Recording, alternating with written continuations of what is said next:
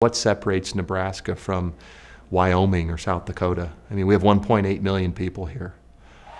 Tom Osborne and the success of Nebraska football has literally changed the entire landscape and profile of the entire state. And the Hall of Fame coach, Tom Osborne, joins us now from Lincoln, of course, now the athletic director at the University of Nebraska. And Coach, we heard Trev Alberts there talking about the hold that Nebraska football has on this state. For Big Ten fans who maybe aren't aware of that, give us a sense of what it's like and the passion that drives Husker fans. Nebraska football is a little bit unique in this state in that there is no pro football team, and we have only the one major college Division I football program in the state. And so I would say that Nebraska football really unites the state in many ways. You go to the far western part of the state, Scotts Bluff, Chadron, those kind of places, or Omaha or Lincoln on the east part. Seems like probably 90% of people are Nebraska fans, maybe 95%. And that's the one common topic of conversation. So it has been a unifying effect on the state, and of course we've had a good tradition in the past, and so that's been important also. Given how important it is, this move to the Big Ten is obviously huge news. What has the reaction been?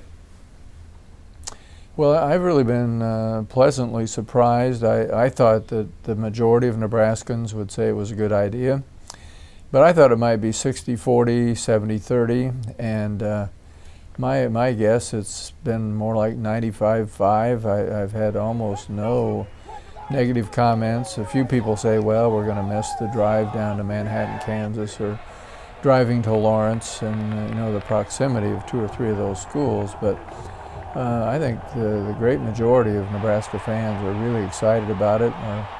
Demand for tickets is up. You're not going to be able to find a seat available anyplace because they're looking forward to seeing those Big Ten teams come in here. And of course we have a lot of fans who are looking forward to going to various Big Ten venues as the season progresses. Which one of those games do you think has the best potential to become a really big and intense rivalry for Nebraska? Well, people often mention Iowa because of proximity, but as far as I'm concerned, rivalries aren't that important. I always felt our number one rival was the team we were playing that week. And real rivalries take time. And the reason Nebraska-Oklahoma was a major rivalry, I think, was because for roughly 30 years, 29 times out of those 30 years, we played for the conference championship.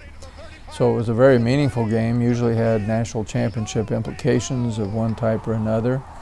And so those things kind of develop over time, and because of a certain level of excellence on both sides.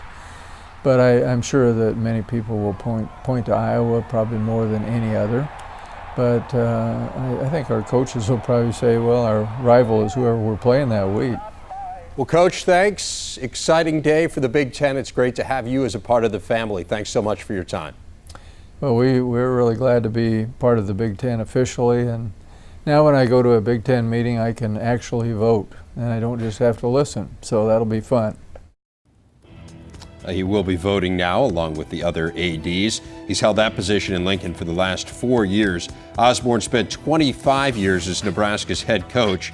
Remarkably, he never once won fewer than 9 games, captured conference titles in more than half of those seasons, as well as 3 national titles, most recently in 1997.